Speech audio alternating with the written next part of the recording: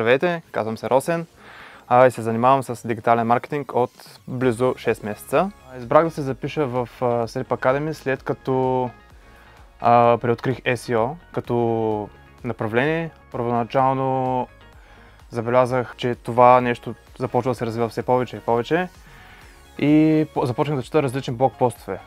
Следователно започнах да следвам различни SEO специалисти в LinkedIn, оттам видях Никола и шефът ми, за който работи в момента, той ми сподели, че може да ме запише за академията и аз се съгласих. Според мен програмата е изключително гъвкава, понеже съм участвал в други онлайн курсове, сравнение с тях. Не само защото е през почивните дни, когато можеш да си свършиш цялата работа през седмицата, да си отделиш време през почивните дни, да се фокусираш изцяло върху това нещо след това. Ами отделно и обратната връзка, която получаваме от вас е доста така ценна. Когато има някакъв проблем, веднага получавам обратна връзка. Мисля, че и за изпита също така ни се предоставя предостатъчно време да се подготвим, да прегледаме лекциите отново и отново и да прочетем допълнителна информация, за да може да го направим както трябва да е.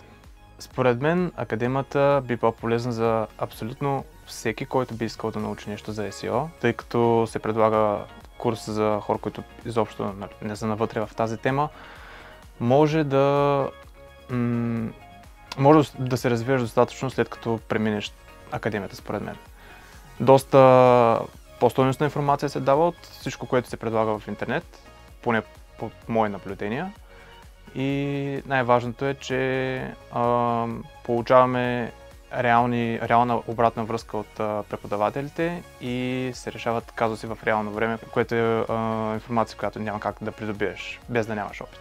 Плащаш за качество, получаваш качество. Не е някой друг курс, който просто даваш някаква символична сума и получаваш знания, които можеш да намериш в интернет, просто те мързи да ги откриеш. Ами може да се забележи, че се навлиза по-надълбоко в материята и това е важното, поне според мен. Ако трябва да опиша академията с една дума, бих казал, че е преживяване. Срещаш се с нови хора, когато си присъствен. Създаваш нови връзки, научаваш нови неща от тези нови хора и най-вече от преподавателите, които бяха така добре да ни помагат по време на обучението. Нещо, което ще остане като спомен в мен от академията, най-вероятно ще е